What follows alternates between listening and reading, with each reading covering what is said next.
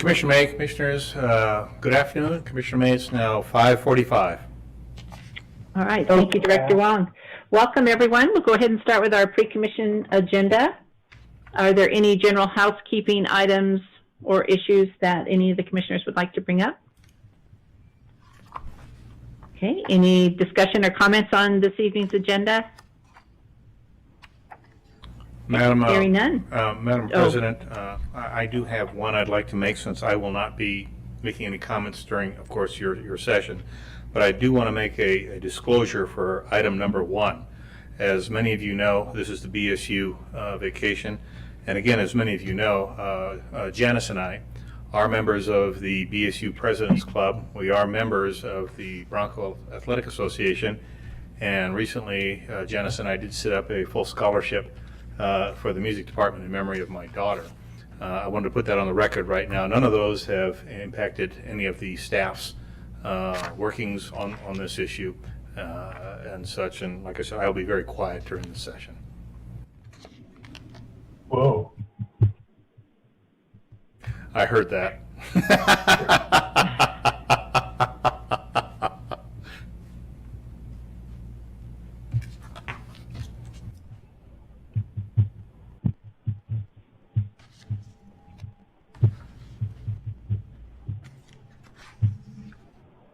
Commissioner May, you still there? Yes, yes. Yes. I have a disclosure to make, too. I was just going to wait until we actually call the meeting to order and do it at that time. Right. Okay. So, Director Wong, on to your report. Thank you. Commissioners, again, good afternoon. I have a couple things to share with you right now. First off, as you're well aware, ACHD, in line with the governor's orders and CDC recommendations, we have reverted back to phase 3. All those requirements are done. And as you can see here, we continue to maximize telecommunications and such across the board, but all actions have been completed and everybody is where they need to be. We had a safety down day yesterday. And I've been told by our tremendous leadership in maintenance and in development technical services, it went incredibly well. I was visiting a lot of the work sites today, and all of the team members that I spoke to, they were very encouraged by the free flow of information. I'll have a formal report for you probably later this week and such, and share some of the insights. I do want to let you all know that on July 14th, from 9 to 11, that is the scheduled Boise ACHD Zoom joint meeting. We're working with our staff on topics, final topics this time, but excuse me, July 14th. Stacy will have that on your calendars here shortly. As a reminder, July 24th, you have a scheduled joint session with Garden City. I don't know if that's going to be... July 24th? July 24th. 24th. Okay. I don't know. Most likely that's going to be a Zoom session too, but we'll keep you posted on that. Budget books for you will be ready no later than 1 July next week, because your first session is on 8 July, which will be a review of revenue and operations. As you know, we broke up the 4.5-hour sessions into two 2-hour sessions and split the topics across. As an update on our initiative to have a 60-day supply in reserve for PPE, sanitation, surface cleaners, all gloves, all those great things. We are moving very, very well toward that. As a matter of fact, all but a few of the categories that we have directed to have that 60-day supply on in reserve are all green. We are still working the Clorox wipes. Those are on back order. They should be here by Statewide? In a little bit. And then also a couple bottles. But bottom line, Jennifer and her team are doing a tremendous job on putting this together for us. As hopefully we won't have to use it, but we may. This came in earlier this afternoon. CUNA has issued a stop work order for all work in CUNA that requires public works inspectors one of the contractors that was on their project, one of the team members was working and tested positive for COVID-19, and so that may affect some of our inspections, and such the mayor is well aware. So that road out there may be closed or for a little longer than normal. I will keep you posted as we work through that. But with that, that's my update for you for this afternoon. I stand for any questions you might have. Commissioners, any questions for Director Wong? No. No? No. Director Wong, I just want to commend you and the staff. You've had to pivot several times through this ever-changing scenario that we find ourselves in, and they have just done an extraordinary job. So kudos to you, your leadership, your executive team, and all the members of our ACHD family. Well, thank you. I'll make sure they all know, but as you know, Commissioner May, it's all about the folks. Absolutely. We just sort of show up now and then. But anyway, thank you. Now you have about 8 minutes before your formal meeting. All right. Thank you very much. Well, then I'll be back.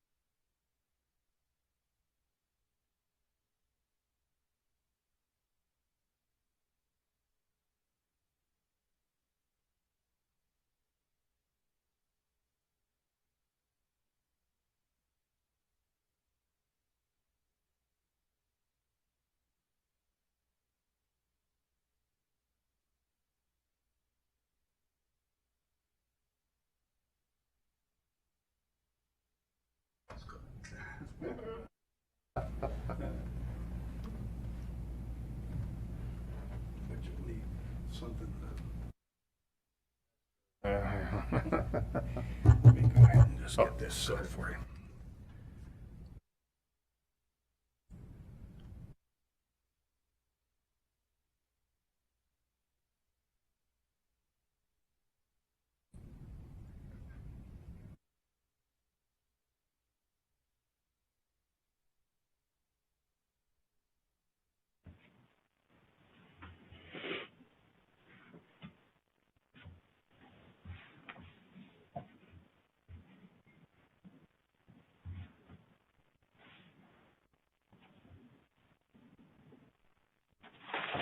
Roadkill.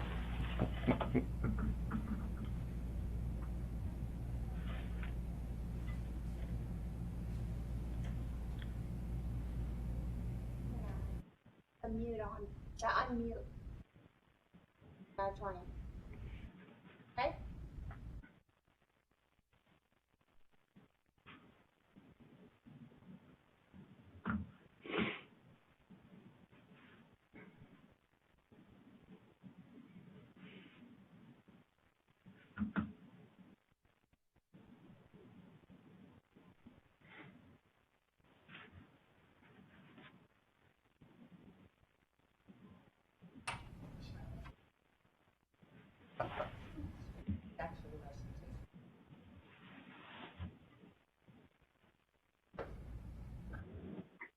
So I'm back. Yay.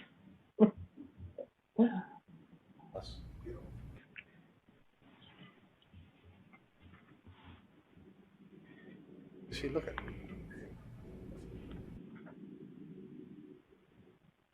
Parker here? Where here?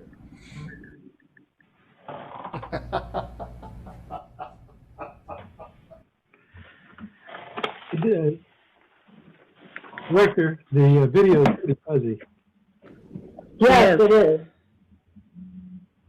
Your video is very fuzzy. Ah, There you are. Paul, I think that Much was better. just you. You're at it again, huh? No, I saw you fuzzy. Yeah. Scotch could have had something to do with it.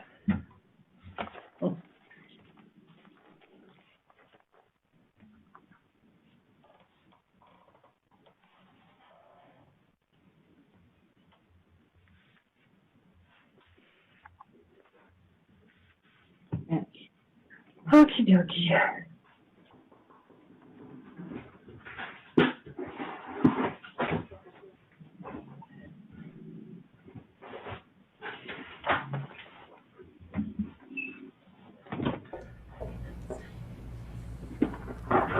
Commissioner May, it's now 6 p.m.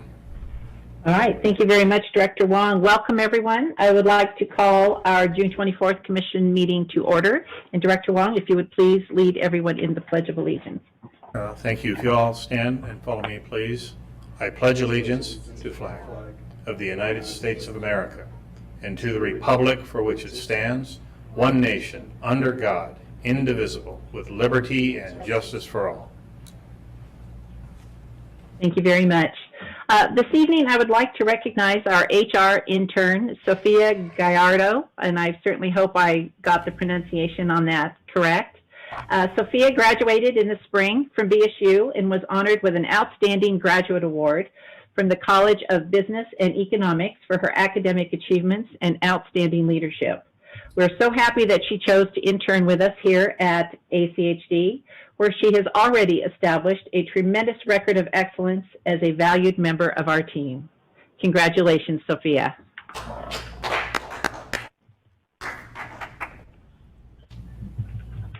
All right, our first order of business is to adopt our agenda. So Is there an moved. motion? So moved. Commissioner Arnold has made the motion. Second? Is there a second? Commissioner Goldthorpe. We have a first and second. All in favor? Aye. Aye. All right. Fine. Motion carries. Consent agenda. Items on the consent agenda are considered to be routine and will be enacted by one motion. There will be no separate discussion on these items unless a commissioner or citizen so requests, in which case the item will be removed from the consent agenda and placed on the regular agenda. All consent agenda items are commission action items unless noted. Do we have a motion? I move approval of the consent agenda. Thank you, Second. Commissioner Baker. Is there a second? Commissioner Second. Arnold, thank you very much. We have a motion. All in favor? Aye. Aye. Aye. Aye. All right. Opposed?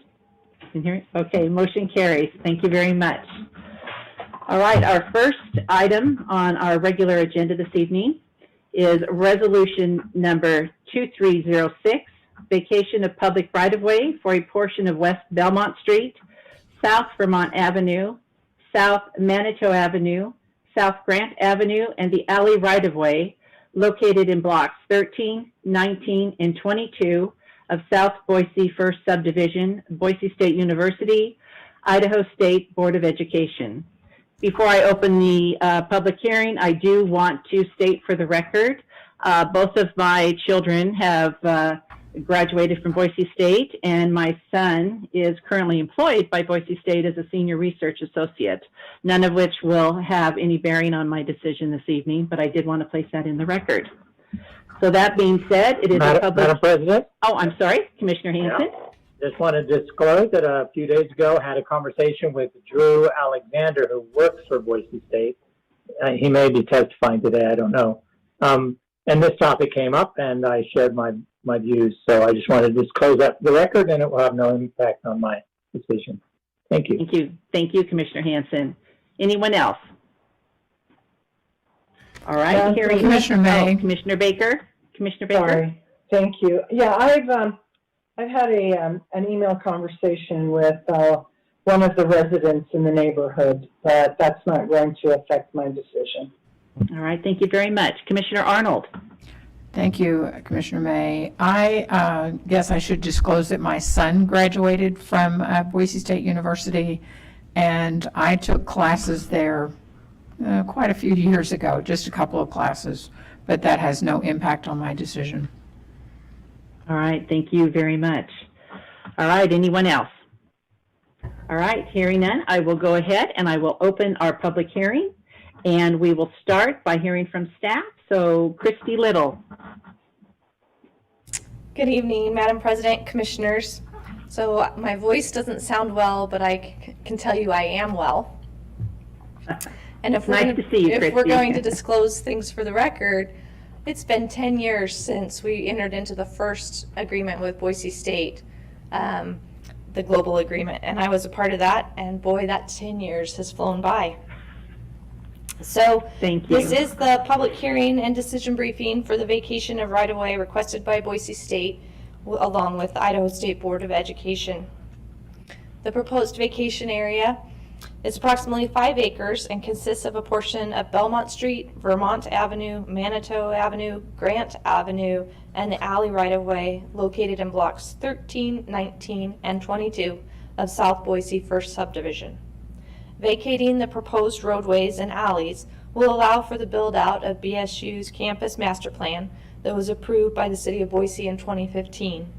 The update BSU is currently working on will include the changes to the street network as a result of the construction of a baseball field.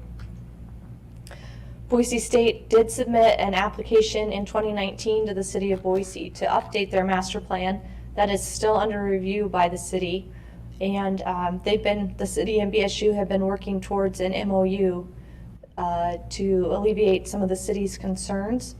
Originally, the city had asked that, originally back in February, the city had asked that we defer action until they were able to get a final MOU in place. And today we received an email from Karen Gallagher at the city letting us know that the city is no longer making that request and we can move forward with this application. So the proposed vacation area, the Commission has seen this before a couple of times in work sessions presented both by staff and Boise State University. The area is generally located from University Drive south to Beacon Street and from Vermont to Denver. The proposed vacation area is highlighted in red, and the previously vacated alleys are highlighted in yellow. BSU is the owner of record for every parcel that shares a property line with the proposed vacation area. In 2010, ACHD and Boise State entered into a right-of-way vacation and property exchange agreement. ACHD agreed to consider the vacation of streets and alleys to BSU, subject to ACHD Commission approval, with no monetary compensation.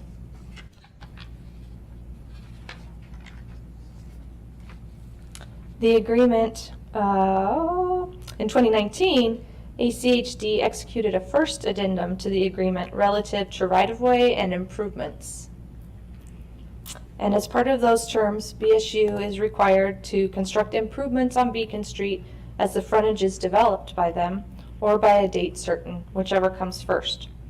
Those improvements include relocating existing attached sidewalk, landscaping the buffer area, and widening Beacon Street between Oakland and Vermont to accommodate bicycle lanes. With the first addendum to the agreement, we also required that BSU provide a traffic impact study. Kittleson and Associates has been working on their master plan and updates and any information we've requested. So in 2018, they provided us with a traffic impact study for the proposed vacation area. ACHD and City of Boise staff were included in preparing the scope of the TIS and in the review. The study indicated that the proposed BSU master plan update, which again is an active application with the City of Boise, can be implemented while maintaining acceptable traffic operations and better multimodal connectivity throughout the study area, and it did have a few recommendations. Projects beyond 5 years should be evaluated in subsequent studies. The planned street modifications can be implemented without impact to vehicle operations within the study area or without additional traffic mitigation required at the study intersections. BSU already implemented the planned pedestrian bicycle crossing of Beacon Street at Manitou. That was completed last fall. A pedestrian bicycle only route along Belmont Street between Euclid Avenue and Denver Avenue is recommended to be added to the campus plan update, as it's consistent with the BSU master plan goals of creating as much pedestrian and bicycle connectivity as possible. And a final recommendation was to convert the streets shown as vehicle priority, pedestrian bicycle priority, and depicted on the connectivity map shown here. Again, BSU has shared this with us previously. The planned connectivity map depicts the vehicle priority roadways highlighted in orange and the pedestrian and bicycle priorities highlighted in blue. And then we have the dashed blue lines, which are pedestrian only. So with that, staff recommends that the Commission adopt and sign Resolution 2306, authorizing the proposed vacation of right-of-way. And I will stand for questions. All right, thank you very much, Christy. Commissioners, any questions for Ms. Little? Madam President, I have a couple questions. Okay, Commissioner Hanson. Thanks, Christy. Appreciate that. The reference to the traffic study in 2018, it wasn't attached though to the staff report. So I was trying to figure out where the impacts are going to be when those streets are altered and the circulation flow is going to be altered with respect to the surrounding area. So have I seen that traffic study? Is it something I might have received in the past? Is there a reason why it wasn't attached? Madam President, Commissioner Hanson, our staff and Boise City staff reviewed the traffic impact study. It was never given to the Commission. It did examine any mitigation that might be required due to those closures, and it found that there was no mitigation necessary there. And happy to provide a copy if you want. Typically, we don't provide traffic impact studies with vacations, but we can do that. Thanks, Christy. I know that we did when we went into quite a lengthy process starting the vacation of a street at St. Luke's. Well, that's true. The impact, and we each read it, and it did impact whenever you take away some of the circulating connections, traffic flows. Now, my interpretation from the way you described it is that the impact study talked about vehicles and how it might the system, the current roads can provide adequate systems for cars. But did it talk about the circulation of, because we're going to be, or VSU is going to be enhancing these bicycle and pedestrian ways, the circulation of pedestrian and bicycle traffic to the area, not just within, but to the area. The anticipated increase in flow of bicycle and pedestrian traffic across Beacon and from other points. Is that part of the study? Madam President, Commissioner Hanson, yes, bikes, peds, and vehicles were part of that traffic study. And then additionally, with the 2015 update, we issued comments to Boise State that included the need for further pedestrian crossings on Beacon. Those were not required as mitigation for these vacations, though. Yeah, which leads me to a question on the resolution that we're being asked to vote on. It requires us to make a finding that it is in the best interest of the traveling public.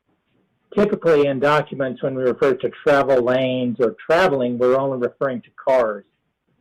Is there a different interpretation here when we say the traveling public? Does that mean people using all modes of travel, or are we, because there's a lack of clarity there, because I know there's going to be a shift in vehicle traffic, and we have tools to measure level of service for vehicles, but we don't really do that with other modes of travel. Madam President, Steve Price, General Counsel, for the record. Commissioner Hanson, you're right that the statute has been in the book since the early 1900s, and I don't think that they were thinking back then during a vacation whether the road was for multiple users. I think it was just the typical public right-of-way and highway for motorist uses. But because and that's something we could talk about, actually changing the statute to make that clear. But I think a court today would view that as the public's best interest in terms of all modes of transportation today. I think if anybody ever questioned it, that they would look at all uses of the roadway under current conditions. So the interpretation, Mr. Price, the interpretation we are going to be taking is that traveling public refers to all modes, and we're making a finding that it's in the best interest of all modes of travel. Well, yes. That isn't what that's one way the commission can interpret it. My advice is I believe that's what a court would, how a court would treat it. But we're most certainly making a decision whether the public right-of-way to be vacated is in the public's best interest.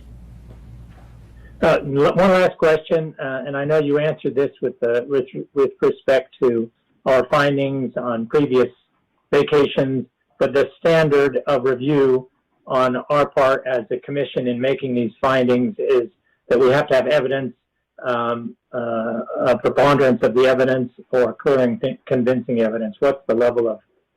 Well, Madam President, Commissioner Hanson, there is no standard of review that's described in state law. It's really a decision at the commission and their finding of whether there's sufficient evidence or not, but there's no threshold that needs to be achieved. You're not saying just if we feel like this might be in the best interest. We actually have to point to evidence, don't we, to say that this is in the best interest. So we have to connect this finding with evidence, correct?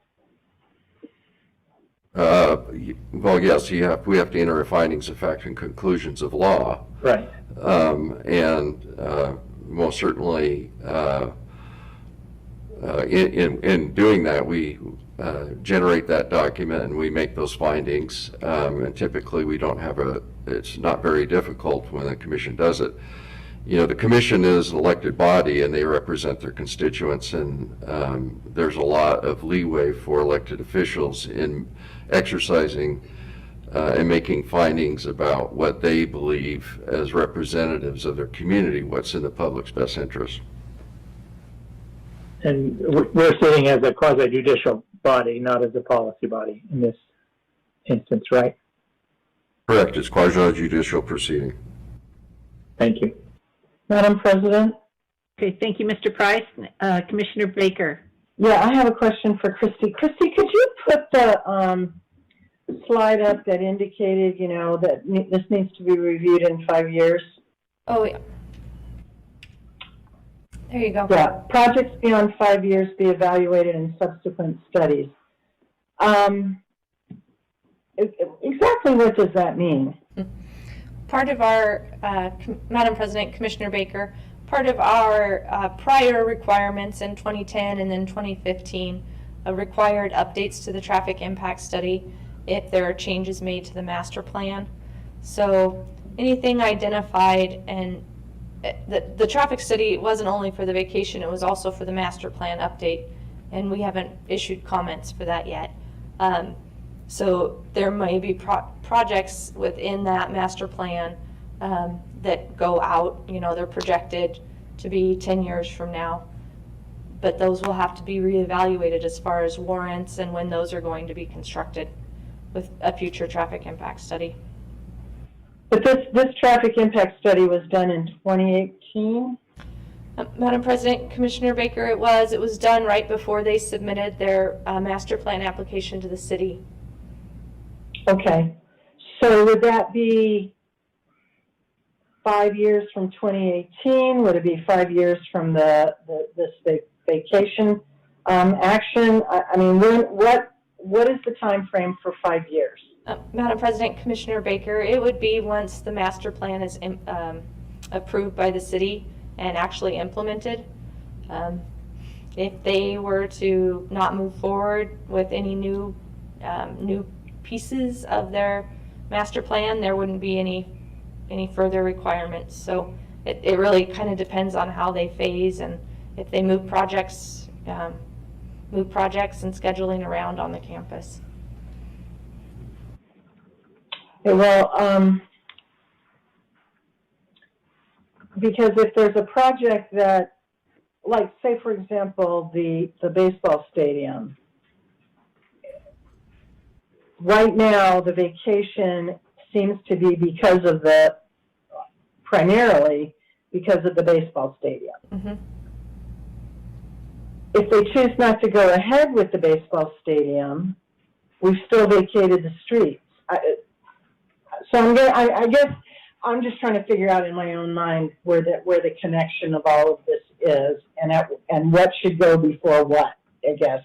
So it's really not a question; it's more of a thinking out loud. So you don't have to answer. Madam President, I can add to that though. Go ahead, Christy. The applicant has the application in for the master plan update to the city. They can't apply for the conditional use for the baseball field until the city approves their master plan update. They can't move forward with that if they don't know that they have the right-of-way vacated. So they're going in tandem with their master plan application and the vacation application, but their two are not tied together. And Madam Okay. President, again, Steve Price for the Mr. record. Price? I'd like to also respond to Commissioner Baker's question and comments.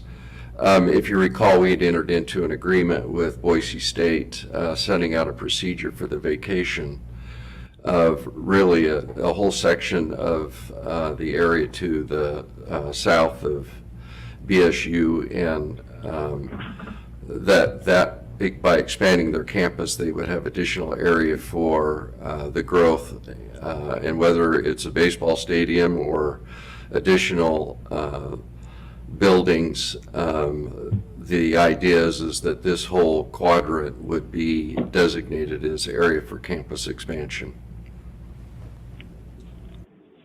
Thank you, Mr. Price. But, Madam President, just to follow up on that with Steve. Yep. Are we bound by that? Bound by the agreement, Commissioner Baker? Yes. No. In terms of vacation? No, you're not. The agreement's very clear that it's subject to a successful finding by the commission in vacating the streets. So that was a condition of the agreement. Okay, thank you. Thank you, Mr. Price. Commissioner Baker, any other questions? No, thank you. Okay. Any other commissioners have any questions for Christy? Yes, Madam President. Commissioner Goldthorpe. My question is, does this vacation agreement in any way, shape, or form impact future desired vacations that we've been told might be coming with regards to University or any other street? Madam President, Commissioner Goldthorpe, there's been no current discussion regarding vacating University Drive, and that isn't shown in their master plan either. So this is what they presented to us a couple years ago in a work session. So it looks the same as how our staff has been proceeding forward, but it's not, it won't affect anything else relative to on-campus projects. Thank you. Mm-hmm. Thank you, Christy. Any other questions for Christy? Okay, hearing none. Thank you very much. All right, now we will hear from Boise State. Randy McDermott will be speaking for the university. Thank you. I wonder if I could share There my... you are. There you are. Hello, Randy. Welcome. Thank you. Thank you for having us here today. I wonder if I could share my screen. Okay, here we go. And Randy, will you just state your full name and title and address just for our records here? So we're all on Zoom. Randy McDermott, Vice President for Campus Operations, Boise State University. Thank you. And let me get this into presentation. Okay. Greetings to President May and the members of the Commission. Thank you so much for your continued support of Boise State. We are grateful for your partnership and hopeful about our future with improvements that emphasize our shared interest in safe and efficient transportation networks with routes for vehicles, pedestrians, and cyclists. As you know, Boise State University is a state-funded institution with a public mission mandated by the State Board of Education, the governor, and the state legislature. We're not only committed to our work with the citizens of Idaho, we are required to add value to our state through educational programming, research, and community engagement opportunities. And we believe that working closely with our neighbors and patrons is very much a part of that mission, as is our commitment to good partnership with the Ada County Highway Commission and the City of Boise.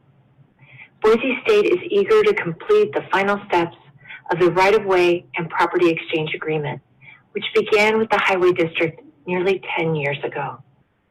We believe we have fulfilled the requirements of that agreement. Your action today will allow us to continue forward with our campus circulation plan and to ensure accessible routes to, from, and through our campus that are thoughtfully considered with our students, visitors, and neighbors in mind. Our plans for these streets on the south side of campus will provide a network of safe and accessible bikeways so that we can accommodate all modes of travel, just as we have done on the north side of campus. Thank you for your time and consideration. Dr. Trump was sorry that she could not be with us here tonight, but she was happy to provide this video. I echo her remarks, and they provide a nice segue into some background on our outreach efforts. Because we merged public input on street vacations with proposed master plan update with the city, our outreach efforts have been significant. In the summer and fall of 2019, we invited more than 1,500 residents to 3 separate meetings to discuss campus plans, including these rights-of-way. More than 100 residents attended in person or submitted feedback online, and our staff members during this time also attended neighborhood association meetings to help relay information and field questions. We believe that going through the city process at the same time as the ACHD process increased visibility to our request. However, trying to follow these 2 processes simultaneously led us to miss one of the ACHD required outreach meetings. By the time we met with you last January, even though we had already conducted 3 public meetings, you graciously reminded us that a separate public hearing was required focused on the vacation request only. We quickly invited those within the appropriate distance of the right-of-way to an additional meeting, and we had 3 members of the public attend. I own this oversight. I hope that our remedy meets your needs, and I always appreciate your continued guidance as we navigate these processes. In addition to the confusion combining these 2 processes created for us, it appears that it has also meant that you might be being met with concerns that are more related to campus master plan updates with the city. So let me be very clear. There is nothing before you tonight that will impact future student housing at Boise State. There is nothing in this request about changes to University Drive. No part of this proposal includes a new road through an existing neighborhood. And you obviously aren't intended to approve any rezones of property. Although I would like to note that as we began our process with the city on the master plan, we had originally proposed 18 properties to be rezoned, and based on the public input that we received at the required public meetings, we have now reduced that down to 4 properties that we will be seeking to be rezoned. One thing we know for sure is that the work with the community is ongoing. In the interest of improved relations and better communications, Boise State recently launched a new collaboration with the Southeast Neighborhood Association to plan collectively for areas adjacent to campus. At Boise State's expense, we have hired a facilitator to help us identify areas of mutual interest and benefit so that we can work together on planning the future. This is not a requirement or a reaction to any specific project, but a reflection of our commitment to the importance of these matters. And speaking of responding to feedback, several issues were raised when we were before you in January, and I'd like to respond to each of them. The first one was, what will the Beacon Street improvements look like? The rights-of-way and property exchange agreement with ACHD outlines Boise State's responsibility for improving the north side of the Beacon Street corridor. We have already made required improvements to the section between Oakland and Vermont. Per the agreement, any future improvements, even if they are provided by Boise State, must be submitted through the ACHD plan review. If there is interest in doing more or something different with the types of improvements that were more or something different than those improvements that were made between Oakland and Vermont, we would be happy to partner with ACHD or the city or others to make those happen. We believe truly that any improvements to bike and pedestrian safety along this corridor are good for our campus and will better serve our patrons. The next question we received was, will Beacon endure increased traffic volumes if Belmont is modified or closed? Belmont currently serves the equivalent of a local road. It is not a collector. Traffic on Belmont is often traveled to or from parking destinations on campus. It connects to no major arterials outside of Broadway Avenue. In fact, it dead ends before Park Center to the east and on Juanita to the west. The traffic study indicates that 70% less volume on Belmont than on University Drive to the north and Beacon Street to the south. And most of the vehicles traveling on Belmont originate from University or Beacon or depart to University or Beacon to reach intersections along Broadway. One point not captured in our study that might be of note is that many of the vehicles that travel Belmont now may well be campus vehicles. Our facilities operations and maintenance facility sits on Belmont in the middle of this section of campus, and it moves vehicles in and out all of the time, providing service to various areas across our campus. Ultimately, the traffic impact study and its projected levels of service do not create cause for concern. Existing conditions will remain intact with cars reaching campus from University Drive or Beacon Street, most often using Michigan, Euclid, or Denver to reach their final destination. And the next question was, will vacations of streets interior to campus have a negative impact on the surrounding community?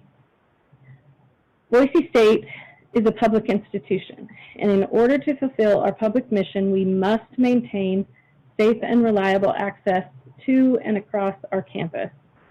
Our campus circulation plan and the traffic impact study provide evidence that we can move forward with these vacations of rights-of-way and future campus projects without a negative impact. Touching on the high priority for pedestrian and cyclist connectivity, our plan includes a robust and enhanced network of pathways that we are excited to implement. Network scores, particularly levels of stress, improve with our proposed plan. If you've been to our campus, you have likely seen the streets, bikeways, and sidewalks to the north of University Drive. Boise State owns these exclusively now, and we think we provide an exceptional environment for safe travel across and through our campus. And this happens thousands of times each week. The same commitment will be found in our plans for this area of campus, where we hope to create a network of low-stress pathways, bikeways, and streets that accommodate all modes of travel. This map shows the area of campus similar to what Christy brought up, but in a satellite view. This is the area of campus that will be impacted. Right now, several blocks in this area, as you can see, are somewhat undeveloped. They are dirt parking lots, they are small campus offices, or they are unoccupiable housing units that will soon be removed. For anyone whose property is adjacent to this area who might be worried about visibility or access with street vacations, I would contend that improvements in this area will actually only bring more students and patrons to this side of campus. The more we develop this area, the more people will visit it. And finally, this map shows, the gray area shows precisely which streets we're talking about in the vacation agreement. And this view shows you, what it looks like in our circulation plan. A future project may well modify what is shown here, but what will not change is that Euclid, Denver, Beacon, and University remain ACHD rights-of-way. Any reduction in vehicle priority along the other corridors in favor of bikes and pedestrians won't impact traffic on those other streets. And any major project on this edge of campus will continue to follow public due diligence processes and hearings with the City of Boise. As has been noted, more than 10 years of careful consideration with ACHD has led us to this day. Much time has been spent on ensuring that Boise State's campus planning objectives do not harm community connectivity. We believe that those objectives have been achieved, and we are eager to move forward. As always, we appreciate your continued support, your partnership, and we thank you for your consideration. Okay, thank you very much. We will take an opportunity here now to see if the commissioners have any questions. Randy? Absolutely. Madam President? Commissioner Baker? Yeah, Ms. McDermott, is it true that the university has withdrawn the 2019 plan that's before the city?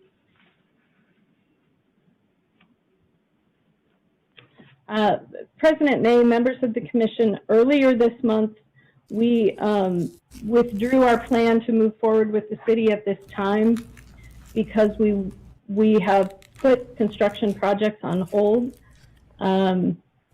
with the financial impacts, well, the yet unknown financial impacts of the pandemic. We are not in a position to move forward with any major construction projects at this moment. It does not mean that we will not move forward in the future, but because of the uncertainties, it made sense to us to halt that process at this moment and revisit it at a later time when we are able to design a project and present it with detail. And we're not able to do that at this time. Well, that's certainly understandable. I mean, everybody is being thrown for a loop now. So basically it means that the baseball stadium is pretty much not going forward at this point in time. President May, members of the commission, that is correct. It is on hold for the moment. Okay, thank you. All right, thank you. Any other questions? Commissioner Hanson? Yeah, Madam President, Randy, thanks. The circulation plan you shared with us showed circulation of bikes and pedestrians in and around the campus, but it doesn't show where they come from. And while I haven't had a chance, obviously, to see a traffic study, the tendency is that when we get presented with evidence that circulation studies for cars do extend beyond, we oftentimes see, we can see how changes in car traffic patterns will happen if a certain street is closed or altered. But we seldom get studies, in fact, I can't even remember studies about how the circulation of pedestrians and bikes outside of a development will occur. Almost exclusively, they're about circulation within the development. And so it appears you've done the same thing. And yet you also said that by moving a lot more, or by expanding a lot more programs on that side of campus, you will enhance a lot of bicycle and pedestrian activity. But so my concern is how do they safely come to and leave that area? And have you studied that?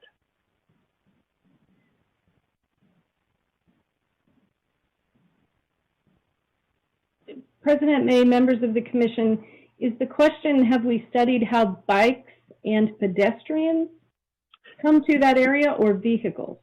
Bikes and pedestrians. So I'm going to assume, even though I'm very troubled that I don't have the traffic study in front of me,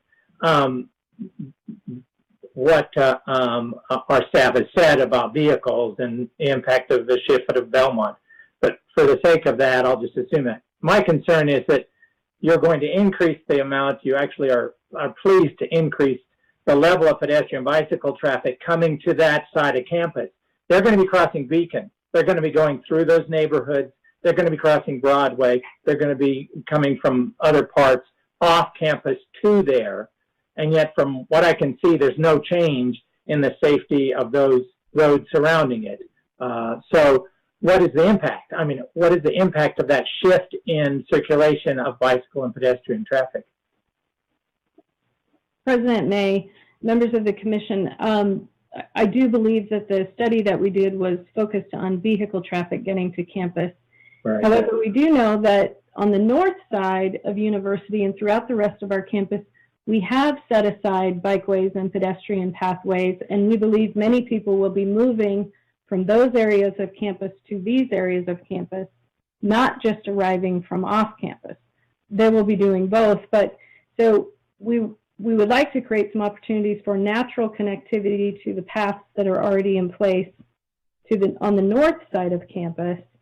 And I would think that the improvements that we have made to Beacon already, and any future improvements that we're able to make to Beacon, could consider those things and try to ensure that connectivity coming more from the south or to the east is in such a way that pedestrians and bicycles have safer routes through that area. I would assume that would probably need to be in partnership with you to make sure that that occurs. So that's a good segue to my next question, which my observations, I think I shared it with you when we met, when the Manitou crossing was put in. I was, very disappointed that it wasn't built in a way that would have been much safer to bring pedestrians in a situation where traffic could see them better. So do we have any studies now that it's been in place? Do we have any research to show that, in fact, that crossing is safer? I'm there a lot, so I observe people just dashing across at all those streets, Vermont and Manitou and Euclid. They dash across, and they dash across at Manitou, too. So do we have any studies to show that actually the investment you made in that crossing has improved the safety of that crossing for both pedestrians and cyclists? President May, members of the commission, I do not believe we have any of those studies at this time. That improvement was made not long ago. And so I would think we could certainly embark on those studies once we actually have people back on our campus. But to date, we have not. It's an excellent suggestion. So my last question is that my observation is that it has had zero impact on speed. That speeding on Beacon is an issue, a big issue, and that as people get from Broadway up to Boise Avenue, they race through. There's 4 lanes. It's nice and wide. They're speeding. That is the single largest safety risk to people crossing, biking, or walking across that area. And my observation is that this, because of the design of this, of the Manitou crossing, that it has, my observation has been there's been no impact on it. And I think there's studies to show that unless you actually do some sort of curb extension, or you provide much more of safety features to indicate to traffic, and you probably have to have more of them along the way, parking and other things can help that, that it's not going to impact speed. President May, members of the commission, thank you for that. And it heightens a perfect opportunity, I think, for ACHD and the university and the city to come together to really talk about planning for corridors like that. We have, a project like the Identity private student housing complex that sits on the other side of Beacon Street is something that the city approves, that the university really has no responsibility for or with. Yet that has a big impact because it's marketed to students and they're the ones that are crossing those streets. And wouldn't it be great if we all were at a table figuring out how a development like that is going to impact the traffic and impact people getting to campus, especially when it's marketed to students. So that seems like a great future opportunity for all of us. Thanks, Randy. I'll just conclude then and say, my experience here is that that's what happens, is that so much moves forward and that the safety of the street, the speeds on the street, get put off as something to be discussed in the future instead of something that should be addressed up front. Because if we start making improvements on the frontage along Beacon, the opportunity to actually address speeding on Beacon will be postponed much later, because the taxpayers won't tolerate us spending money, whether it's through BSU or through ACHD, to put in improvements that we will then have to take out and put other so-called, put in so-called improvements and actually make it safer. So that's, I want to share that with you because I think I shared that at our last hearing. That's the great frustration that we kind of are viewing this as an island, the movement of pedestrians and bicyclists within the campus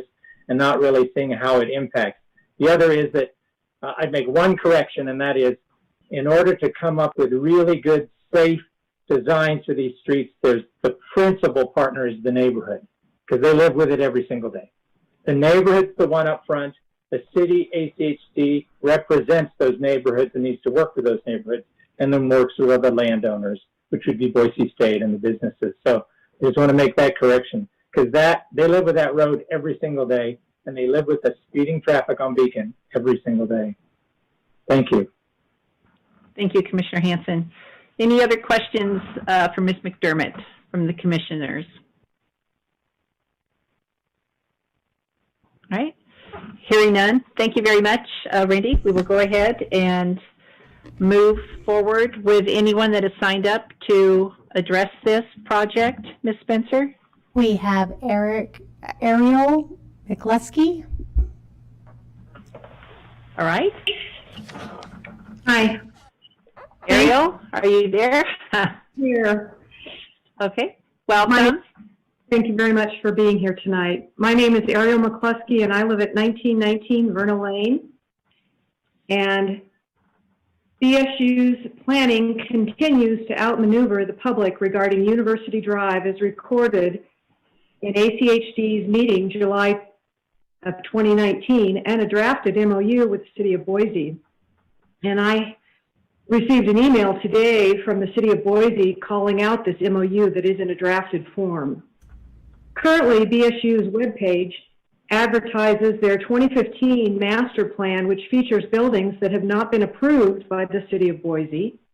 And the continued request for 5 acres of vacation is out of touch and without a public plan, as the 2019 campus plan was withdrawn from the city of Boise 22 days ago on June 2nd of 2020. And both application reports from ACHD and BSU's planning neglect the review and inclusion of the Chronicle of Higher Ed's literature that reveals campuses have shrinking land needs and are going micro in existing buildings, not macro with new buildings. And I'd encourage the commission to maintain University Drive as a through arterial with multiple lanes and signals from Capitol Boulevard east to Broadway. This arterial provides excellent connectivity for mass transit and local activities. Plus, it acts as a boundary between the West Campus and our neighborhood of 50-plus acres. BSU's vacation plan drastically changes the traffic flow by removing traffic signals for roundabouts that will erode and devalue the livability of residents with increased cut-through traffic. And I believe that we all enjoy living in Boise, but BSU's served by focusing funds on curriculum and educators over building a campus that is going to go virtual. And I would also like to point out that Christy Little mentioned in her representation this evening that the city wanted ACHD to rule on this before they rule on the master plan, which now is in total freefall. And it's worth pointing out that in Don Battle's own report to the Ada County Highway Commissioners, it was called out in there that the city of Boise was actually asking for you to delay this meeting and allow the city to weigh in on this whole situation. So I really thank you, and I would just ask you to exercise your wisdom by denying BSU's application. I think there's some continuing questionable representation of public right-of-ways and the contact with the public, lapses of clear sharing, and continually dismaying to see how Boise State treats the near public, even as we hear Randy discussing things with some of the commissioners this evening. I share the dismay with Jim to not be able to get clear answers to clear questions, and I really appreciate your time, and I hope you can make a difference on this matter. Thank you. Thank you very much for your comments. Does anyone have any questions for Ms. McCluskey? All right, hearing none. Thank you very much. Thank you. Ms. Spencer, any other individuals signing up? I do have a Mr. McCluskey. He might want to. He didn't sign up, but I have talked to him a couple times, so I want to make sure he has an opportunity to speak if he would like. Absolutely. Mr. McCluskey, would you like to comment? Yes, please. I thought I took care of it on chat, but I guess I didn't. Welcome. Hi. If Thank you could you. just state your name and address for the record, please, sir. I'm Ed McCluskey. I'm a professor emeritus at Boise State, residing at 1919 Vernon Lane. BSU's master plan was withdrawn, as you know, before this meeting. That, I think, must void tonight's request and any other street alterations. Item 3 of facts and findings in your executive summary showed a baseball field as a major reason to vacate rights-of-way, and that justification is clearly moot. Any street alterations must now start, I believe, from square one with the neighborhoods involved in order to satisfy public hearing requirements. Appropriate public involvement cannot occur this evening because the public has not been officially or appropriately notified of this master plan withdrawal. Yet the documents for tonight's agenda read as though no withdrawal of the plan happened, and last-minute changes here amount to failed public participation. There are other reasons to reject the request. Student enrollment no longer requires as much brick-and-mortar construction and related footprint alterations, a changed reality not only since the 2018 traffic study, but also since meetings with neighbors in 2019. Students are and will be dispersed beyond the campus, and a reduced student presence, except perhaps virtually, is the foreseeable future. BSU just closed down the university due to the spike in COVID-19, but no matter what happens with COVID phases, online and hybrid courses will reduce brick-and-mortar enrollment moving forward, a pre-COVID national, regional, and local trend for public universities. Football faces a reduced and questionable future. Recent closings of voluntary practice sessions underscore the tenuous situation of BSU athletics, while related roadway alterations would unnecessarily become permanent. Future traffic needs of all types are also up in the air. For pedestrian safety, a better solution is a stoplight synchronized with other stoplights at Theater Lane and University to democratize pedestrian and traffic flow. All master plans have overplayed the future of BSU as a brick-and-mortar institution.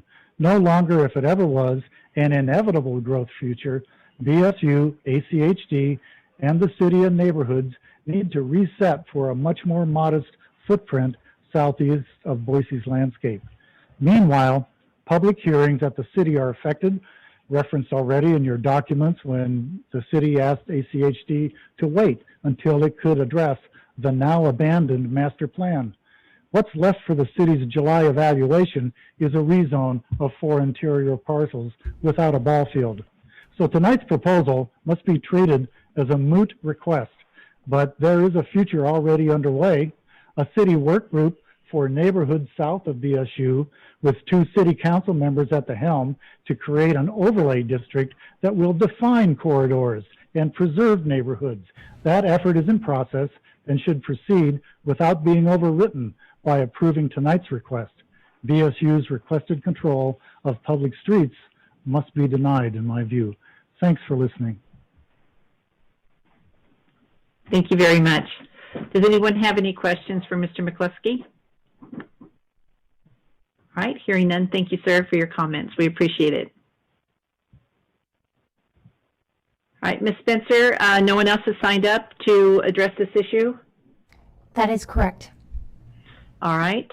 Having no one else that wishes to comment, Ms. McDermott? This is Deanna Smith. I sent something to Stacy saying I wanted to testify. Oh, all right. I'm not sure why she didn't get it. All right, we're happy to have you. So just state your name and address for our record. Will do. Deanna Smith, 1208 East Jefferson Street, Boise, Idaho, 83712. I have 2 questions and concerns about this particular vacation request this evening. First is very simple. I heard nothing regarding the garbage pickup with the vacation of the alleyways, and I'm just curious if that's been looked into and how that particular service will be provided for and where. I don't know if it occurs on the alleyways today, but it does in most of these areas that have alleys. So that's a question. My larger concern is upon seeing the vacation of the roads, not including very good connectivity for bicyclists moving north and south, I was quite concerned. You have indicated that the bikes will be moving north and south, blended and mixed with vehicles. And to that end, I'd like to know if any of those streets are intended to be low-stress routes and will be designed as such, and one at least will be identified as clear connectivity.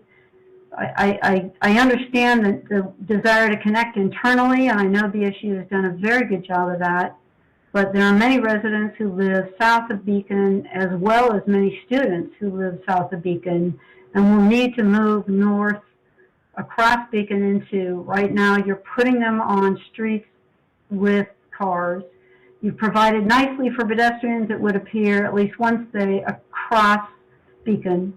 I would also concur with Commissioner Hansen's comments about the safety along Beacon. I ride Beacon frequently, and it's very dangerous and very fast. And it would be great if the university could consider some curb extensions to help people cross that street, and also consider a road diet for Beacon that would facilitate bicycles moving east and west along that corridor.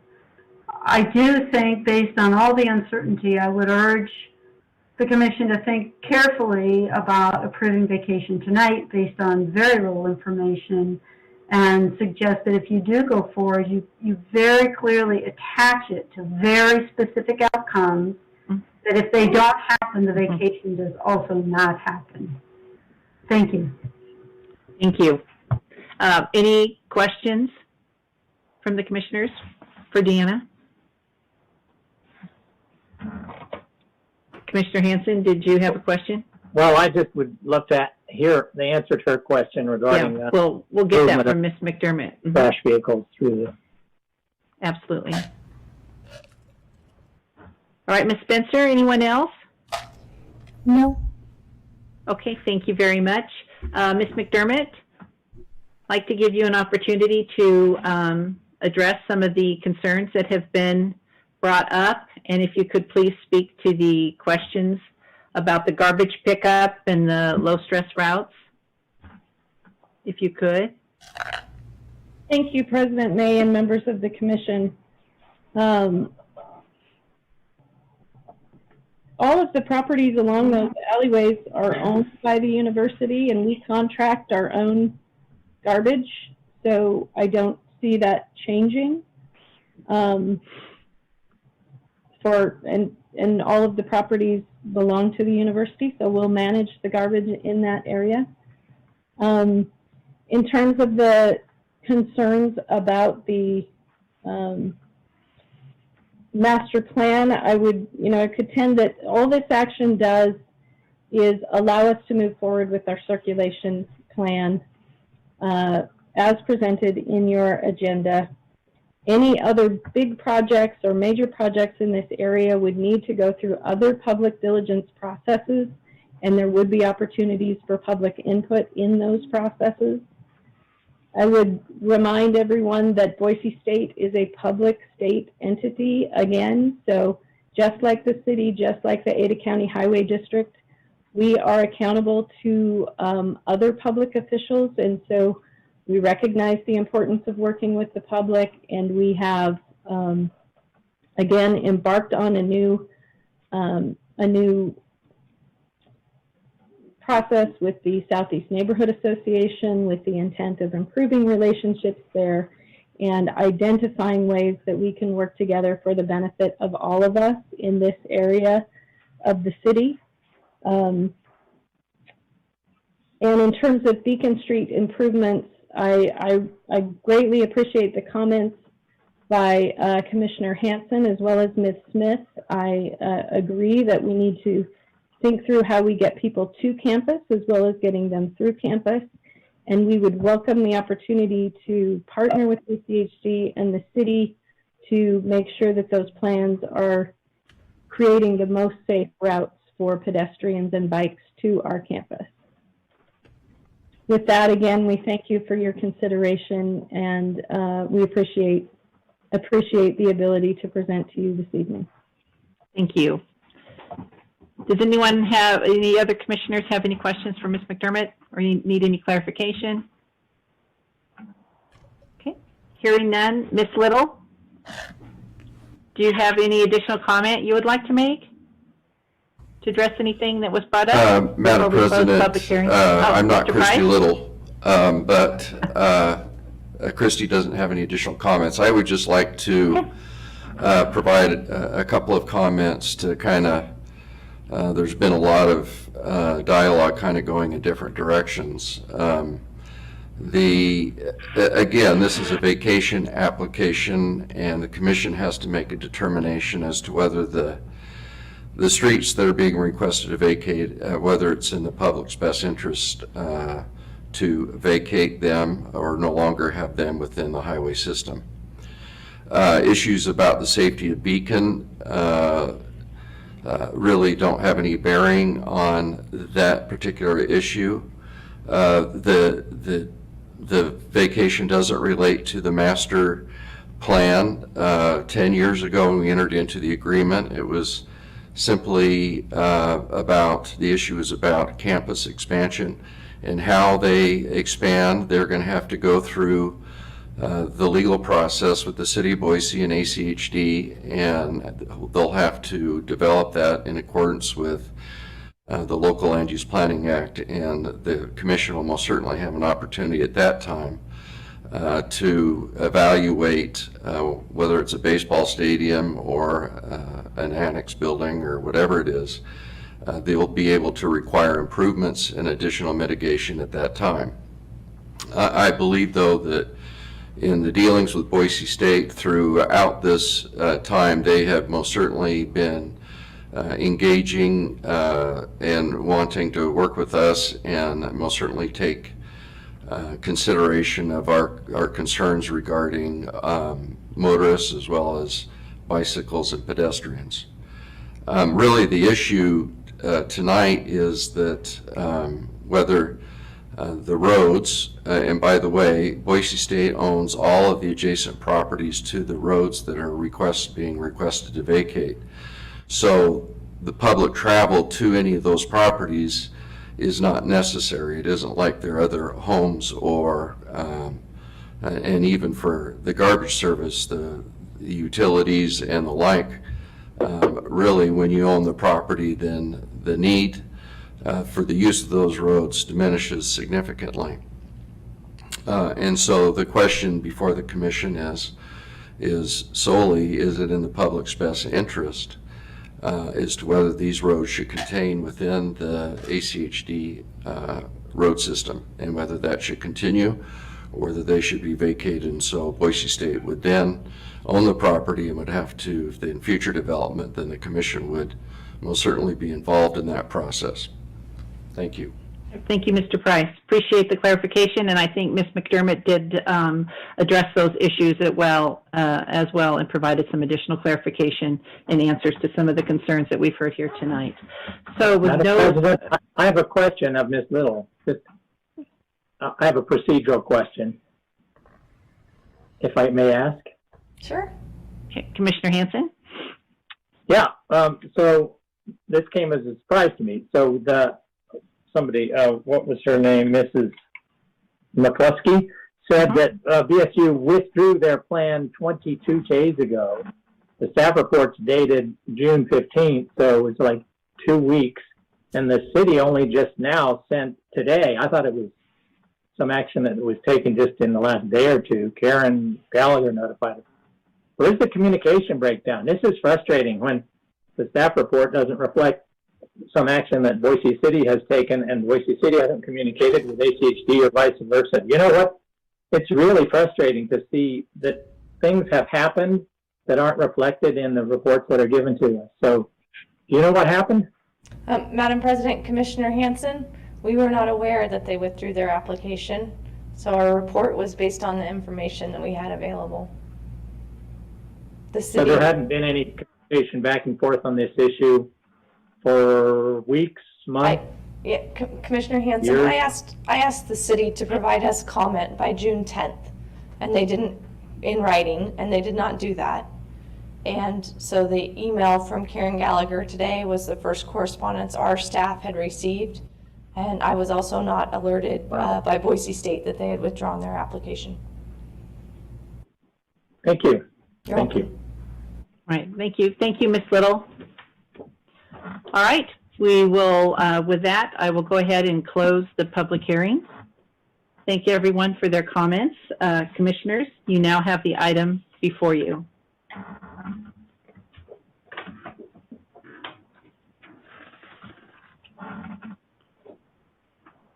Is there a motion? Well, Madam President, I will jump in with a motion. I don't know if I'm even going to get a second, but that's okay. I am going, and then I'm going to make the motion, and then I would like the opportunity to explain why I'm making the motion. So I would move, and I'm sorry, I don't have the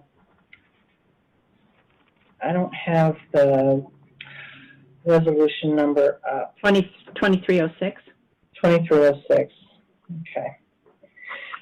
Madam President, I would move that we deny Resolution 2306. I'll second that. And the reason, thank you. And We have a motion and a second. Go ahead, Commissioner Baker.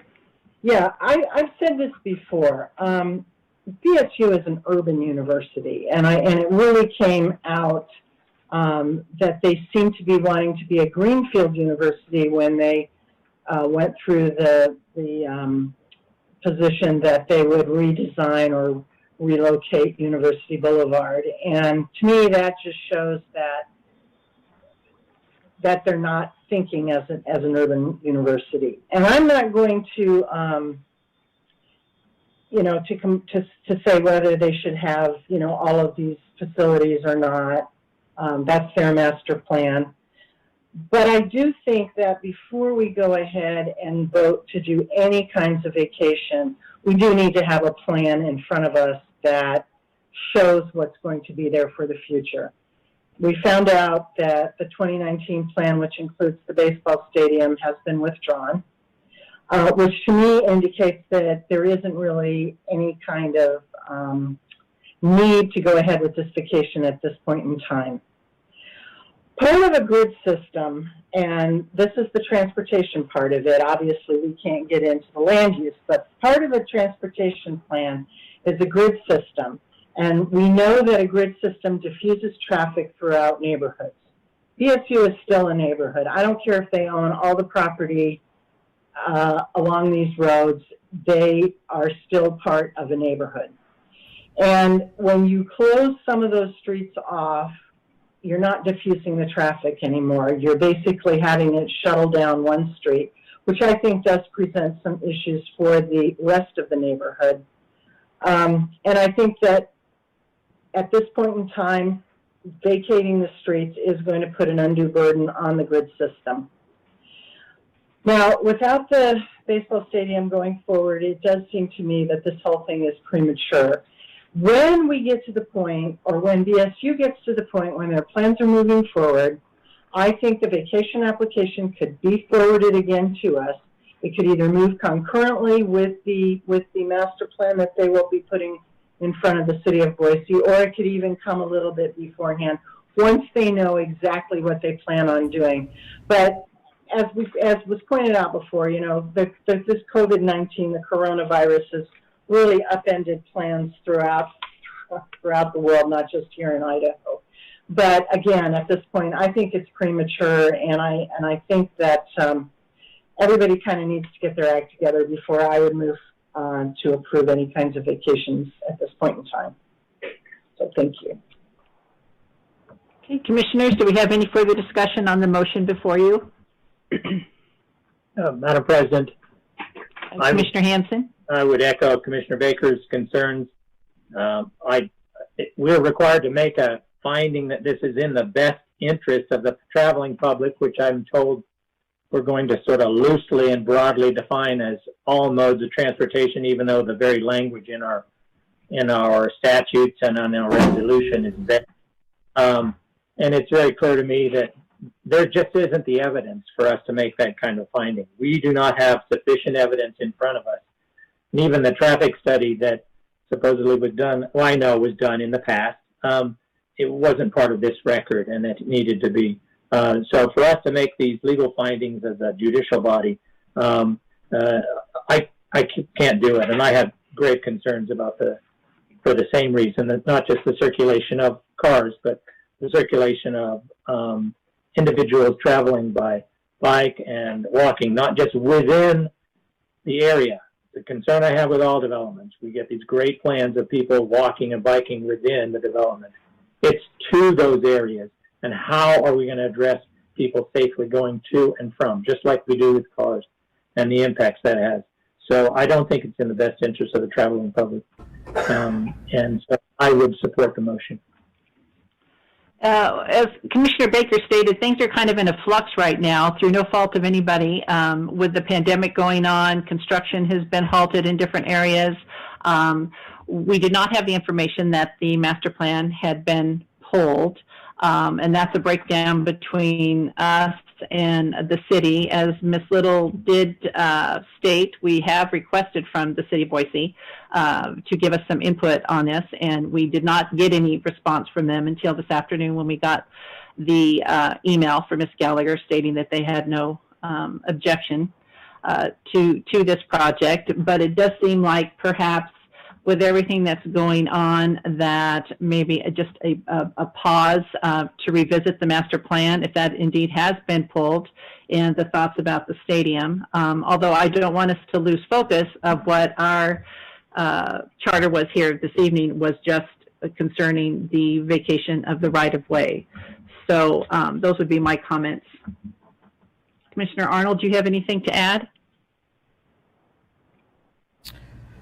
Well, I do think that their master plan is not before us, so I'm reluctant to take that into consideration one way or the other, since it's not something that's before us. I'm not going to support the motion. You know, I think we've gone through a rather lengthy process on this, so I'm not supportive of delaying it at this time. All right, thank you very much. No further discussion. We will go ahead and call for a vote. You have the motion before you. All those in favor? Aye. Opposed? No. Opposed? Nay. All right, the motion carries. Thank you, everyone.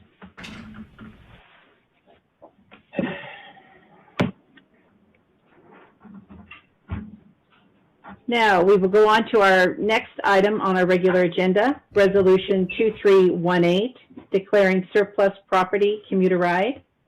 This is also a public hearing, so I will go ahead and open the public hearing, and we will hear from staff. Ms. Gresham. Good evening. Maureen Gresham, Commuteride Manager. Tonight, I am presenting on Resolution 2318 for the sale of surplus personal equipment. Commuteride maintains a fleet of passenger vans for its van pool program, Club Red. That fleet is reviewed annually for vans that have exceeded their useful life, both in age and mileage, and or where repair costs may exceed the value of the vehicle. We do replace those vehicles with new passenger vans, funding permitted. Here is the list of vans that we are asking you to declare surplus. As you can see, each van has exceeded their useful life in both age and mileage, both for the Federal Transit Administration, who does retain some financial interest in about 10 of these vans, and of course the ACHD Commission directed useful life of 5 to 7 years or 100 to 120,000 miles. Due to financial constraints in the region, we are keeping our vehicles for a little bit longer than we normally would, and you'll see this in future years as a pattern. As required by our policies for personal property valued higher than $5,000, we have published a legal notice, and we are holding the public hearing, which is tonight. If approved by the Commission, the auction is scheduled for August 8th, and based on market value, we expect to receive approximately $125,000. After returning $91,000, which is the FTA interest to them, we will probably get net approximately $35,000. To protect ACHD's interest, we are requiring a reserve bid of $7,000 per van. If it's not sold for more than $7,000, we will retain ownership and try again next year. Staff does recommend the Commission approve Resolution 2318 and that the property be sold August 8th at an online auction by Dealers Auto Auction. To protect our interest, we are requiring a $7,000 minimum bid. I'll stand for any questions. All right, thank you very much. Any commissioners have questions or follow-up with Ms. Gresham? Madam President? Commissioner Baker. Yeah, Maureen, I know it's going to be online, but don't people generally want to examine the vehicle before they buy it? Commissioner Baker, or sorry, Madam President, Commissioner Baker. Generally speaking, they do. I had a conversation with the auctioneers and asked them if they thought that this would be appropriate to do online only, and they're prepared to take extensive photographs of the inside and outside and feel it's entirely appropriate. Okay, thank you. Sure. Madam President, Commissioner Baker, was that all you had? Oh, Yeah, I just, before I move on? my Okay. last comment was, I guess we'll see, right? Okay, all right, thank you very much. Commissioner Hanson. my question was sort of on those same lines, Maureen. It seems to me that this is this would be the worst time to try and sell a vehicle that social distancing is impossible. So won't that affect the prices? And isn't there some value in hanging on to these until next year when we could probably get a significantly higher price? Isn't this like the worst possible time to be trying and selling a van? So, Madam President, Commissioner Hanson, we did take into consideration the fact that, it's social distancing, that more than likely it would be an online auction. The fact is we do need to remove these from service, and we'll have an additional 12 to 15 next year that we will remove from service. And putting in a reserve bid of $7,000, if they don't get sold, that's fine. We'll save it for next year, but we don't want to go to auction next year with 24 vans, because that's going to drive down the cost or the purchase price of the vans considerably, just as much as it might this year.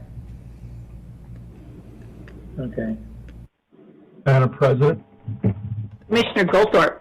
Yes, I just was curious. We haven't given away one of these vans for a long time. Has there been the interest in these vans just disappeared lately, or whether it's from the tribes, the schools, the academies up north, or wherever? I'm just surprised that we're actually auctioning them off, considering we really haven't. So, Madam President, and Commissioner Goldthorpe, we have historically auctioned or donated 1 to 2 vans per year, and in fact we did one last year. We had interest at the beginning of the year, but I have not heard back from them, so at this point, no, we don't have any interest. All right, thank you. Any other questions? No, hearing none. Thank you, Ms. Gresham.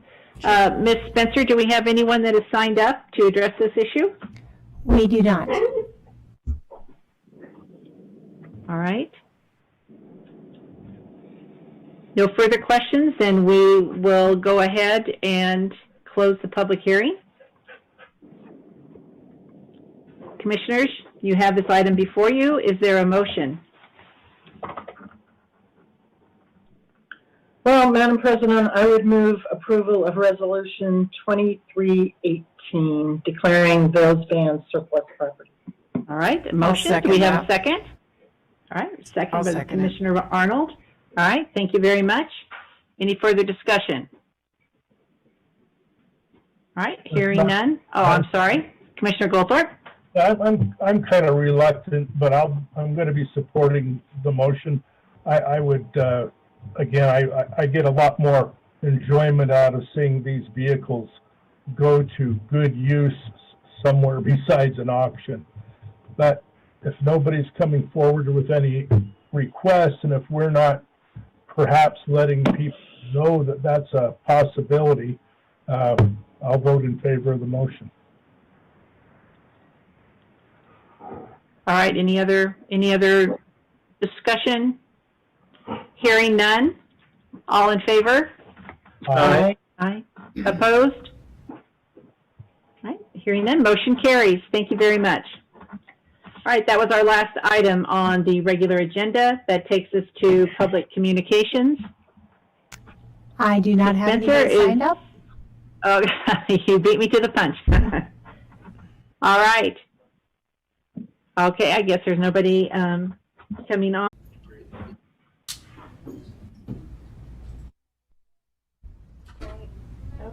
What a surprise.